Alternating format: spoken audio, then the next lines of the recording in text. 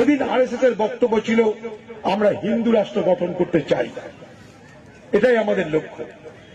আর ভারতবর্ষে যারা মুসলমান তাদেরকে দ্বিতীয় শ্রেণীর নাগরিকে রূপান্তরিত করতে চাই, দরকার হলে তাদের ভোটের অধিকার কেড়ে নিতে চাই, এটা ছিল আরএসএস এর বক্তব্য। সেদিন কংগ্রেসের বক্তব্য কি ছিল? আমরা ভারতবর্ষকে ধর্মনিরপেক্ষ রাষ্ট্র বানাতে চাই, আমরা ভারতবর্ষের সব ধর্মের মানুষের সমান অধিকার চাই, আমরা ভারতবর্ষের সকলের যারা যারা অ্যাডাল্ট অর্থাৎ যারা পূর্ণাঙ্গ বয়সের, আমরা প্রত্যেকের ভোটাধিকার চাই,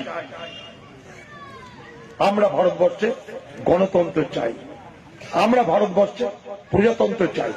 প্রজাতন্ত্র মানে মানুষের দ্বারা নির্বাচিত সরকার চাই, এই ছিল আমাদের বক্তব্য।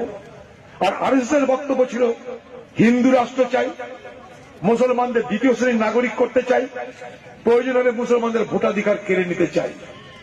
ফারাকটা এই জায়গাটা। তাহলে কি দাঁড়াচ্ছে? 100 বছর পর আজকেও আরএসএস কি বলছে? হিন্দু রাষ্ট্র চাই।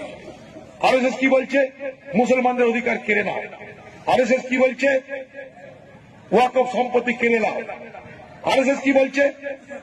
মুসলমানদের ব্যক্তিগত আইন যা আছে কেড়ে নাও। কংগ্রেস কি বলছে? ধর্মনিরপেক্ষ রাষ্ট্র দাও। কংগ্রেস কি বলছে? সংবিধান রক্ষা করতে চাই। কংগ্রেস কি বলছে? প্রত্যেক ধর্মকে রক্ষা করতে চাই।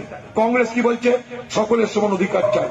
তাহলে 100 বছর আগে কংগ্রেস যা বলেছিল, 100 বছর পরেও কংগ্রেস তা বলছে। 100 বছর আগে কংগ্রেসের এই লড়াই কার বিরুদ্ধে ছিল? আরএসএস এর বিরুদ্ধে।